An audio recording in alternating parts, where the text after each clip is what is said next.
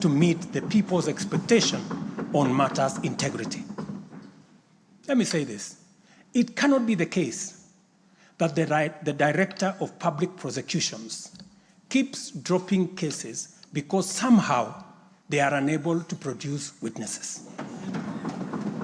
It cannot also be the case that corruption suspects rush to court to obtain anticipatory bail that shields them from due process and enables them to compromise investigations. There is also no reason for corruption cases to drag in our courts for years, when the same courts are able to determine election petitions and related disputes within 6 months. Members, it is also unacceptable for the Houses of Parliament to deny the nation a much-needed instrument in the war against corruption by continuing to sabotage the passage of the Conflict of Interest Bill.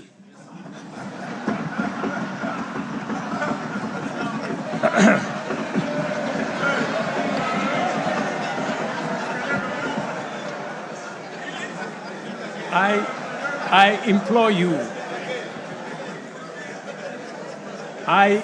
you, honorable members, to stop dragging your feet on this bill, unless, my friends, there is a conflict of interest in the passing of the conflict of interest legislation. Similarly, the National Treasury has been dragging its feet in the implementation of an e-procurement system for the last 10 years.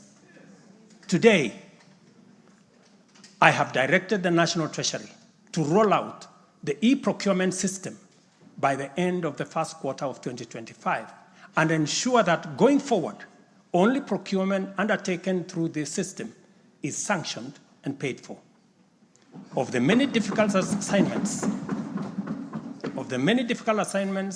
I have undertaken, this fight against corruption is one I now take on with resolve going forward.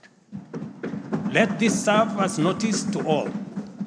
Independent institutions charged with this responsibility must up their game, pull up their socks, and match up to the expectations of the people of Kenya. Honorable members, I have stated in the past and now reiterate today that in the face of undisputed evidence or credible information on corruption, I will not hesitate to take decisive action.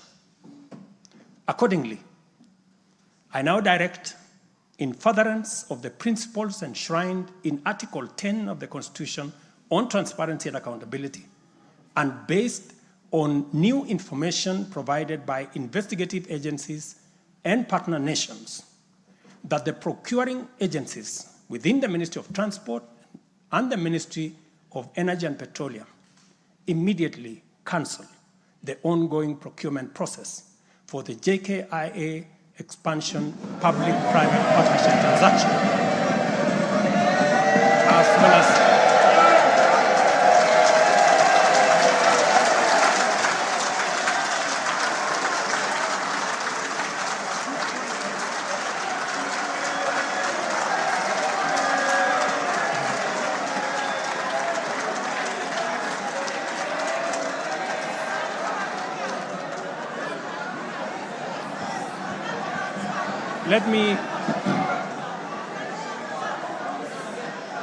Let me repeat this for clarity.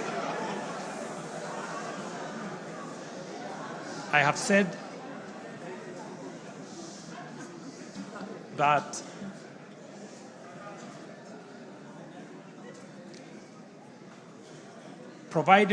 because of the information that has been provided to us by partner nations, I have directed agencies within the Ministry of Transport and the Ministry of Energy and Petroleum to immediately cancel the ongoing procurement process for JKI expansion public-private partnership transaction, as well as the recently concluded Ketrago transmission in public partnership procurement contract.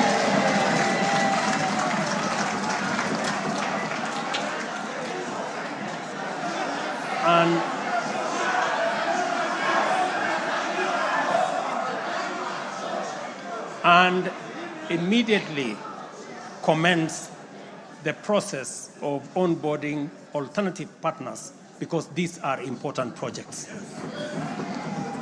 Honorable members, the work of taking our nation forward is our collective responsibility as citizens. For this reason, we value the contribution of all, whether they come in the form of support or encouragement, suggestion or proposal, criticism or protest. I believe that the most powerful component of leadership is listening and learning. Therefore, I engage with you and listen to all citizens, their elected leaders, public officers, administrators, teachers, and other professionals, learners and the youth, farmers, fisherfolk, pastoralists, traders, craftsmen, artisans, nurses, doctors, community health promoters, and workers across all types of sectors in every sector. I listen too to religious leaders, the civil society, industrialists, entrepreneurs, and professionals. Their contributions and everyone else's have my full attention and commitment to respond through positive, affirmative action that takes the national transformation endeavor forward. I commit to continue listening and acting, to engage, debate, deliberate with you, and to take your input into consideration in serving our nation.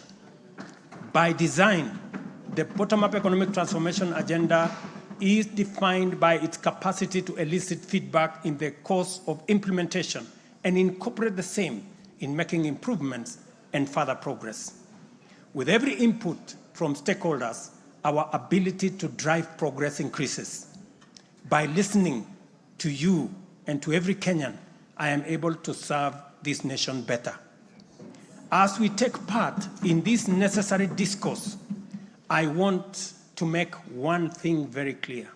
I am fully invested in the success of the strategies, policies, programs, and projects under our plan. For this reason, I am committed to do all it takes and work with every willing Kenyan until we succeed, because failure is not an option. Given the challenges our nation has faced, it has become clear, honorable members, that overcoming these obstacles requires the collective energy, the collective wisdom, ideas, and goodwill of Kenyans of all political, cultural persuasions, religious beliefs, and walks of life. The wisdom of entrenching national unity and inclusivity as a national value in our Constitution is clearly evident. Our diversity is our source of power. And this moment in the history of our nation calls for radical collaboration to transcend our challenges. We do not have the luxury of magnifying our differences. It is time for all of us to pull together and usher the nation into the future of our dreams. With this in mind, I initiated extensive consultations with leaders from across all divides, public and private. Through these engagements, we resolved to reimagine unity and inclusivity and harness the full potential of our nation through bipartisanship, which culminated in the formation of the broad-based cabinet. The imperative to accommodate the contribution of leaders across the aisle inspired us to constitute the broad-based government, a partnership based on shared purpose and premised on a commitment to bring our national values into action to turbocharge the implementation of the transformation of our nation. Being a farmer myself, transformation is like farming.